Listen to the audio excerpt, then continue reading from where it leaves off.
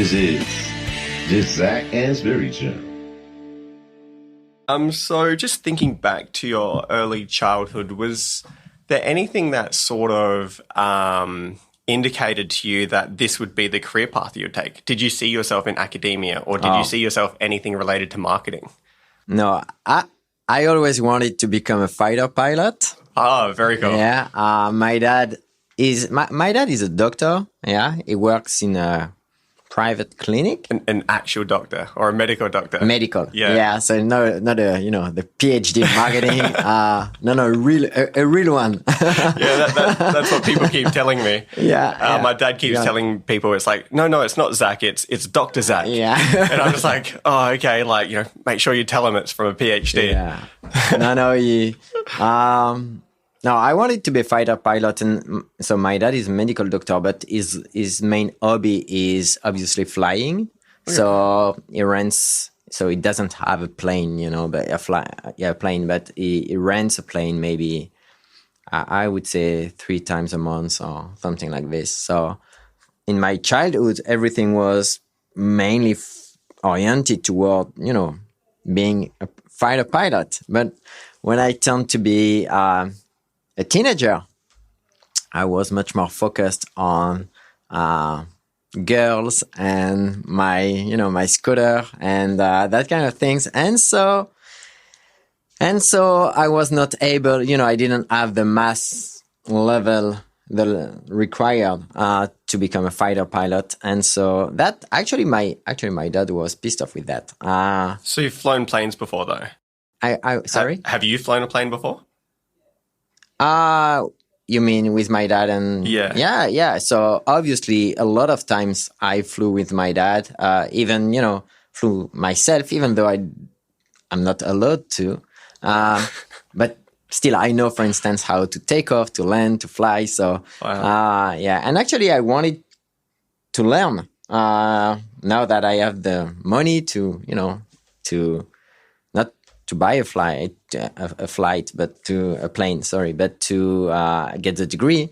But I actually have no time as an academic, even though some people would say that, you don't have a lot of teaching to do, and what you do in terms of research could be done so quickly.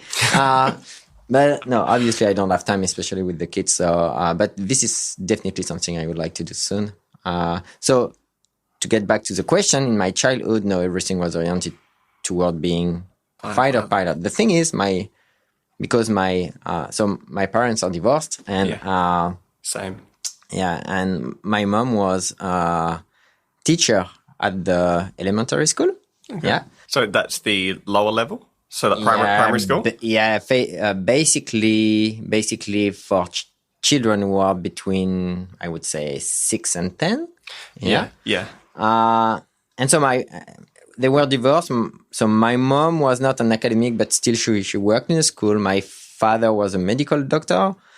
And because he had a very, very tough childhood without a father, for instance, and his mother was from Italy, couldn't read a book in French, couldn't speak French hardly. And so he always taught me that there is nothing more important than knowledge and culture. And he would always say yes if I ask for a book. But if I ask for something else, he has to think about it before telling yes. So no, everything was, so it was not always about being disciplined and that kind of things, but obviously it was being knowledgeable and being educated was something very important, which means, and I have to tell that I have also a sister who is a doctor in pharmacy, so it's not like a medical doctor. And so she set an example of, so this is the minimum threshold you have to achieve if you want to be, as cool as me, or, as educated as me, or whatever. So, no, it was not, I was not predestinated, to do that. Yeah. I've sort of have a similar background to you in that sense. So yeah, my parents are not together as well, and Yeah. were divorced when I was about 7. Exactly. And it was, and similar to you, that it was really my father who really pushed me to get an education, because he also didn't have a father growing up. It's quite strange how similar this is. Yeah. And he always thought to himself that education was the key for his children to better their lives. Exactly. And so as a result, I did my bachelor's degree. Yeah. Then he encouraged me to do my honours. Yeah. Then I did my master's. Yeah. And then I got my PhD. Yeah. And now he just loves telling people all about it. Yeah. Actually, when I got my, what we call in French, the baccalaureate, which is the degree you get in the high school to enter the university, right? Yeah. So when I got it, I asked my father what he thought I should do in terms of studies, and basically there was no room for studies lower than the graduated degree. You know what I mean? So it was a master or a PhD or nothing at all. So basically, there was a lot of pressure because I couldn't, for instance, so we have that kind of very short degree, a 2-year degree. This is something that my friends could consider because actually they wanted to do that kind of very short program to have a professional life quite soon. And this is really something I was not allowed to consider. Okay, so that's like the equivalent of what would be a bachelor's degree in Australia? Yeah, not even a bachelor degree, because the bachelor degree lasts at least 3 years, I guess. Yeah, so that's right. It's even shorter than that. But in France, it's quite famous. You know, a lot of my friends actually did that, because at the end, you can, for instance, have a position in a bank or in a retail store or whatever. But for my father, it was absolutely not. That wasn't a high enough level. No. Obviously not. So that must have mean you did some sort of business degree at that point. Was it related around business, management, marketing? Honestly, I didn't know at that time. So when I got my high school degree, I didn't know what I wanted to do. And obviously, for instance, in France, we don't have sufficient information regarding what the jobs could be, what kind of job you can have at the end of the day. So I didn't have a clue of what I could do in terms of a career. Yeah. So I know that I didn't have the sufficient knowledge in chemistry or biology to become a doctor, but I know that I really liked figures and playing with figures. Okay. So mathematics. The thing is, I didn't have the sufficient knowledge to get in the University of Mathematics or that kind of thing. So with my father, we decided that economics could be cool. So I went to the University of Economics in Reims.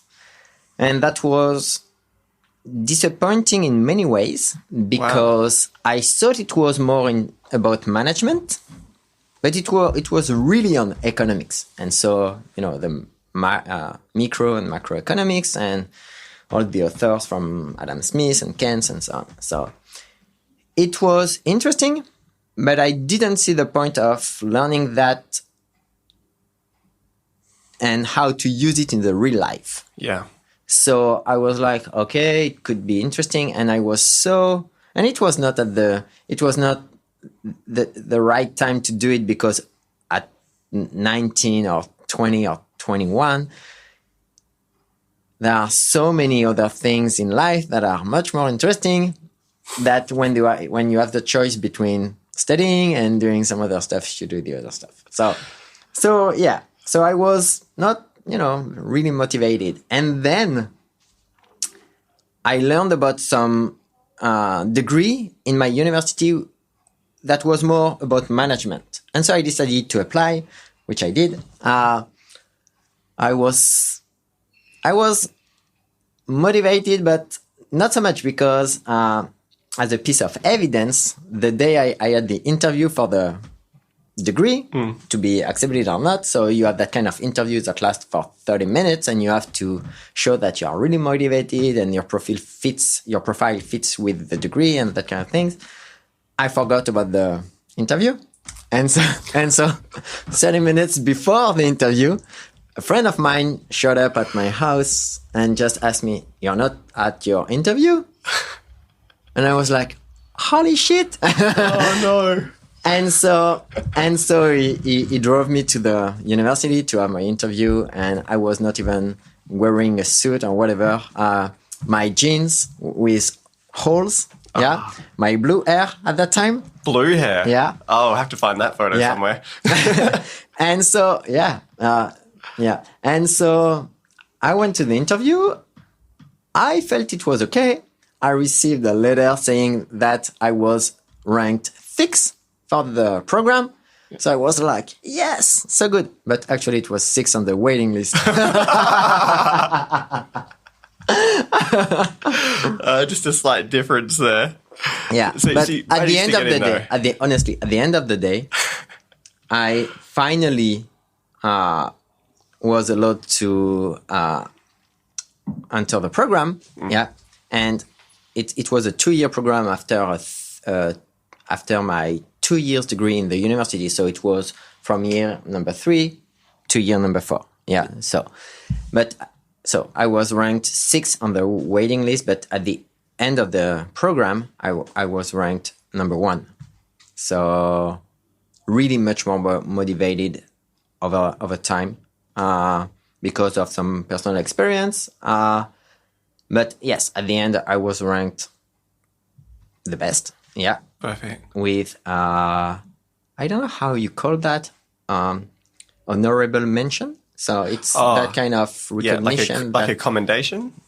So basically commendation is an acknowledgement from someone high up within the organization that says this person is top. Yeah, exactly. So I was ranked number 1 with, I guess my average grade at the end of the program was 14 point something out of 20, which was okay because obviously the other were ranked worse than me. And so I decided to apply to another program, which was some kind of program to enter the PhD next, but you have to follow that 1-year program before. Yeah. Oh, there's like a pre-PhD program. Exactly. Yeah. Okay. Yeah, that doesn't exist. So I did that. Yeah. But there was no such program in management.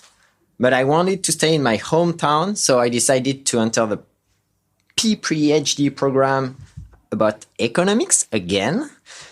So the first day was just piece of shit. I was like, oh, back to what I don't like. But still, I graduated first again. Wow. Yes, with 16.20 out of 20. So that was super good. Leaving all the economists behind me, I was so proud of that because they were so egoistic.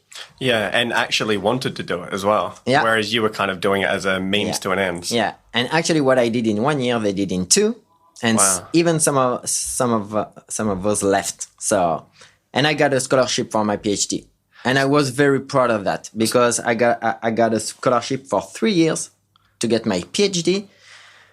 So they had sort of recognized because you had been top of your class and then top of your class again. So they kind of had people who were scouting for the So if top students. The one who graduates, they approached you. The one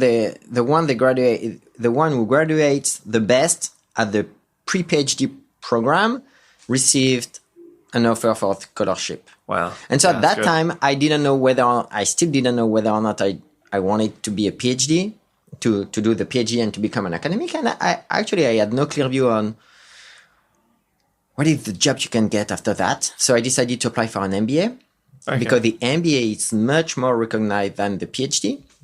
Especially in industry. Yeah. So I applied for the MBA. How old were you at this point? 23 maybe. 23. It's still quite young to make such a big decision. Yeah. Yeah, exactly. And so I applied. I've been offered the chance to, or the opportunity to follow the MBA. And so I had, the decision to make between being paid for 3 years to get a PhD without any clear view on what is the job you get after that. And I didn't want to work at the university because the public university in France is just, how to say that? They don't pay much. Okay? But very, very low. So like 2,000 euros per month, which is absolutely nothing. No, not much at all. Yeah. It's probably about half of what academics are getting paid in Australia. Yeah. I guess. And so I was like, okay, I'm being paid right now for 3 years, but then what to do? And I paid a very huge amount of money to do an MBA. But then I can have, some kind of exciting job in the industry. And then I had a talk with my father. And my father told me, it's up to you, but I wouldn't like working for a company, switching from an airport to another, selling socks, for instance. So it was pretty clear to me what was, his opinion regarding the choice between the two. Yeah, it's funny how much of an influence our parents tend to have on our lives and our big life decisions as well. Yeah. I'm assuming your father has big sort of guidance for you for other aspects of your life as well. He's not someone who is very talkative, right? But when he says something, it has even much more value. Yeah, true. And he knows what words to use. So the example of selling socks and switching from an airport to another was very clear to me. So I decided to follow the PhD program, especially in terms of quality of life, for instance. So not switching from an airport to another, even though I like traveling, but still. So I did the PhD, and 3 years after my, the beginning of the program, I know that it was definitely something that I liked, and the decision was good. Yeah. Yeah, so no regret.